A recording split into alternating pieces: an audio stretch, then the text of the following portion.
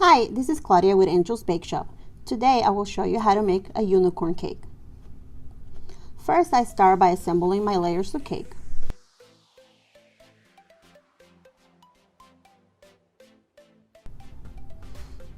Then I add a border at the edge of the layer, or what we call a dam.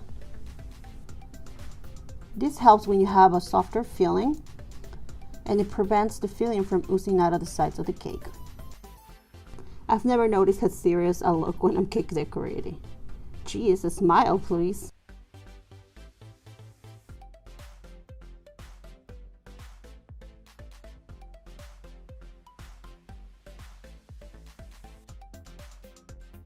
So I do the same process for each layer of the cake, making sure that I apply pressure after each layer so they stick to each other.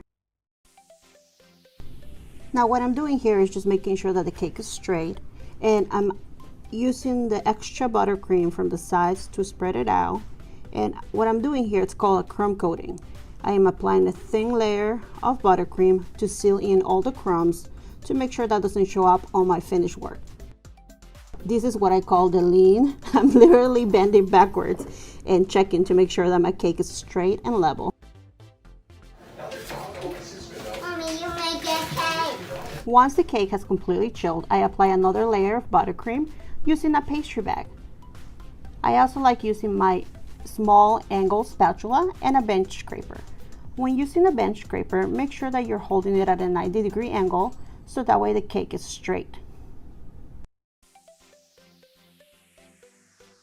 Making sure that your cake is nice and neat takes time, so take your time at this step, filling any gaps that you have with your spatula and also your bench scraper.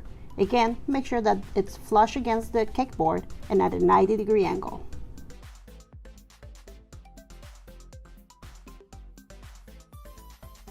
Once I'm happy how the cake looks, I take my angle spatula and remove the excess from the top, making sure I clean after every swipe.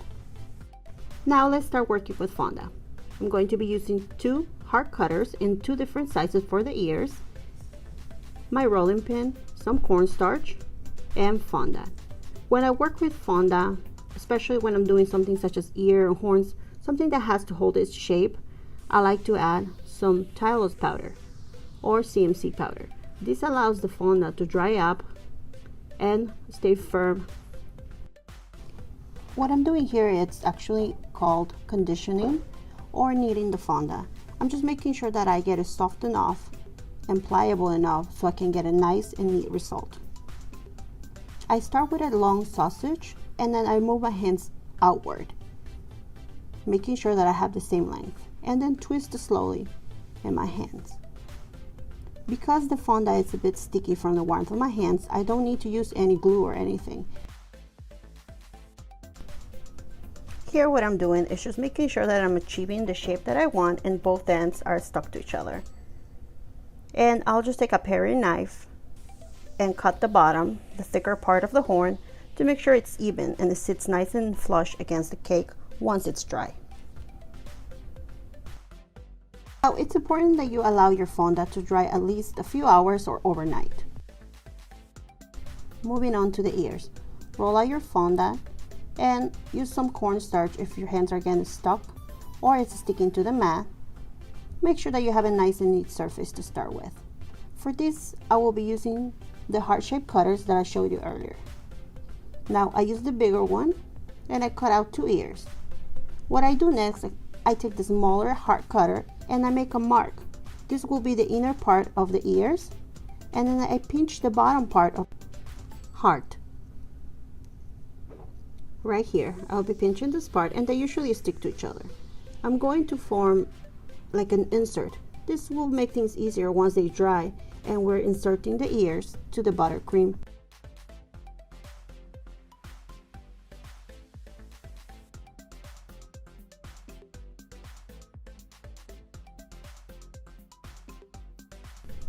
Now onto the eyes. Roll out your fondant again. For this we're going to be using a 2-inch circle cutter. I'm going to cut out 2 circles, and you're probably wondering why circles, but I'll show you here soon. Now I have my circles here, and what I'm going to do is I'm going to take the same cutter and cut out the edge of the circle, basically like a half moon, a quarter moon, or a super thin moon shape type of thing, I guess. Here again, I'm going to make sure with my other circle matches the same thickness and size. Okay, to play with them until you're happy you've achieved the same size and length for the eyes.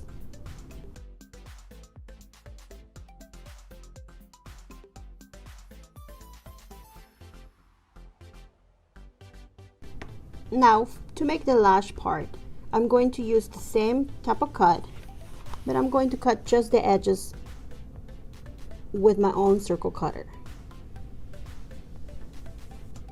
And it's ever so small, and I'm going to be attaching that at the end of each eye I've cut.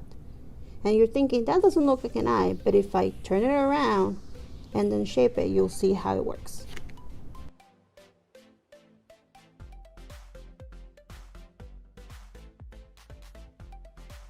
Just play with it until you're happy you've achieved the same size and shape for each eye.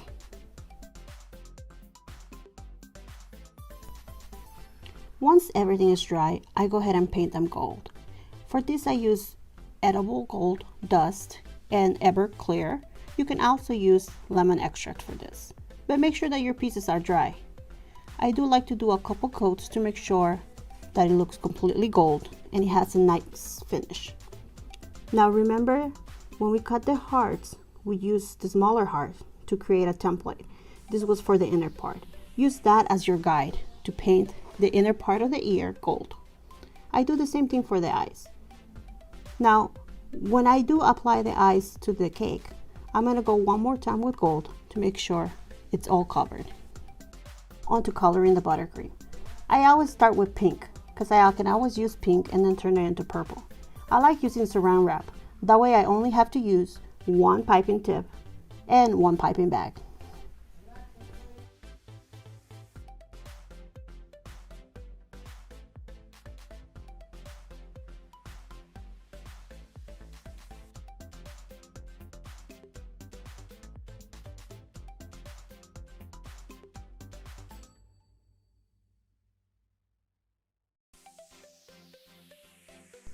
Once they're filled, cut one end with scissors. Let's assemble this cake.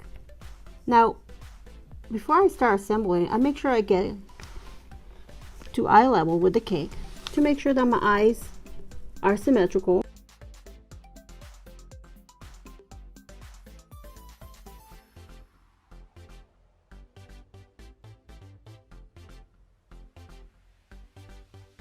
Now let's start piping the buttercream.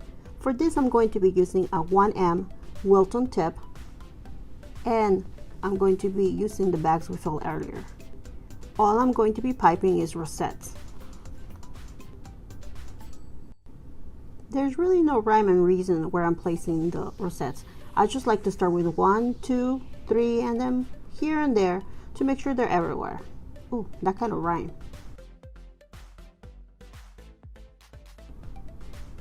I continue with a different color every time, using the same piping bag we did earlier. Now, I make sure that I scatter all the colors evenly, here, there, making sure that there's not too much of one in each place. Although, even if there was, there's really nothing wrong. Here's where you can just be creative and have fun. For this part, I'm using a 125 Ateco tip. And that's just because I decided to go with dollops and different texture here and there, just to accent the cake. And when you're using this tip, all you have to do is apply pressure and then pull up.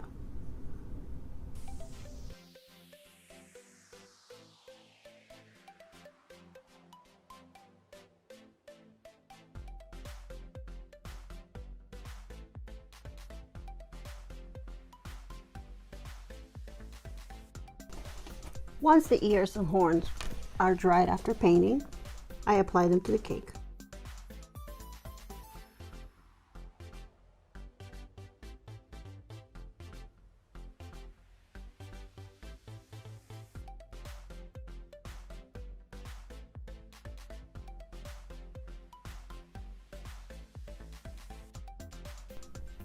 Now we apply the ears, just making sure that they're straight and symmetrical.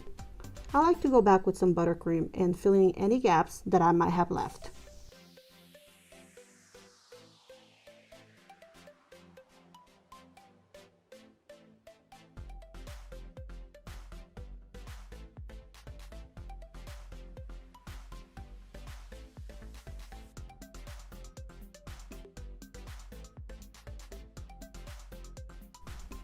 And there you have it. We are done. Here is our unicorn buttercream cake.